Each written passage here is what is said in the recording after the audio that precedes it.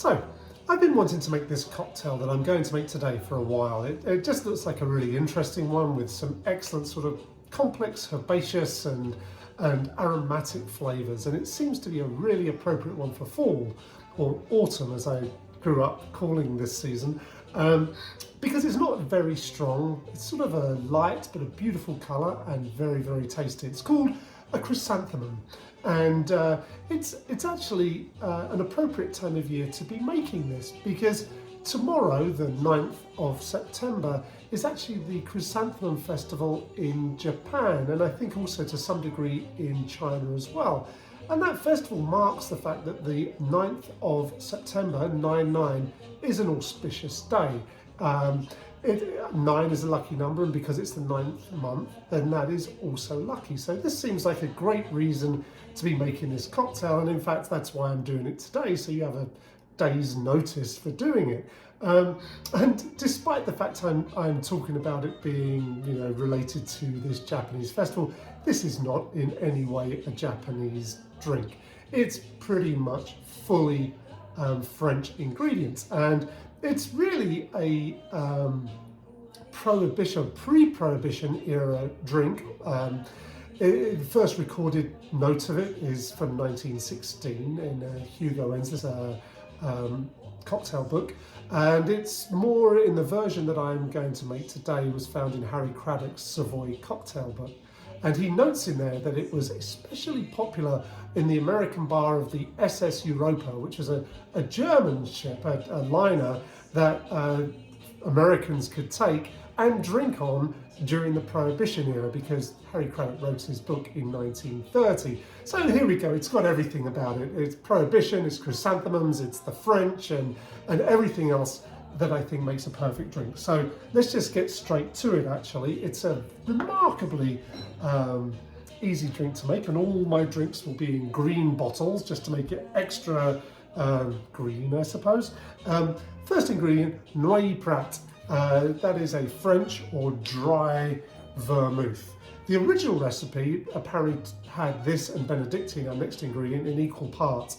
Harry Craddock's version has a 2-to-1 mix, which I think makes much more sense. So we go 2 parts of vermouth, and that would be something like 1.5 ounces or 2 ounces compared to 3/4 of an ounce or 1 ounce of the Bénédictine. Anyway, 2 parts of Noilly Prat, or dry vermouth. Oh, I'm going for the wrong ingredient there.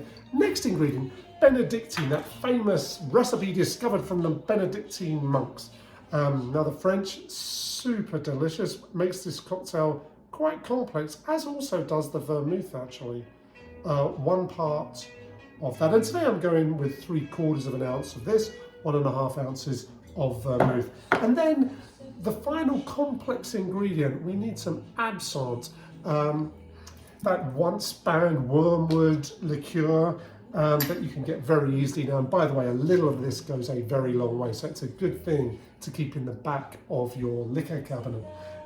This calls for 2 dashes, which is something like, I want to say between 1/8 and 1/4 of a spoon of this. So it's a hard amount to measure, and I'm going to hope my hands don't shake. I'm using the small spoon there, a tiny amount in any case, but you do need some because this drink really brings out that flavour.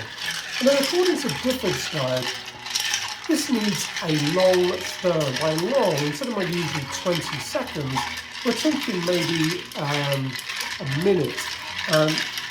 He recommends that it's a long one because the dilution really brings out the flavour.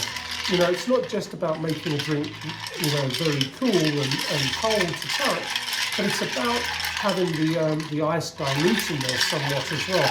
It's not a shaken drink. We don't have any citrus in there or cream or anything like that would need to be emulsified or shaken together. So it's a long stir. I don't know if I've got enough words to fill the time. I hope I do. But, you know, I don't just want to fill the time. I'm fairly sure you want to keep on listening to that music in the background. Given all the French ingredients I put on Françoise Hardy, I don't think she's particularly my cup of tea, but a bit Frenchy, why not?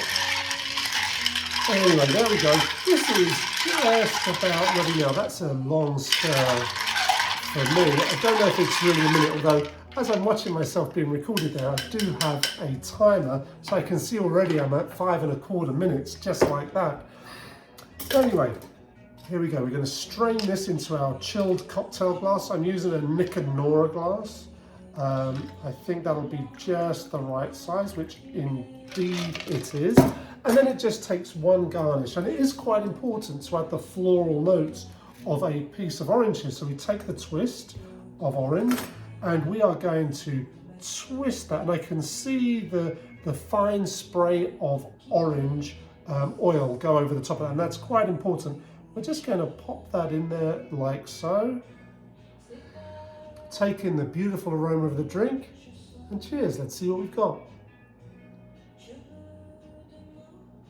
Oh, that's excellent. Happy Chrysanthemum Festival Day for tomorrow, that is. Cheers.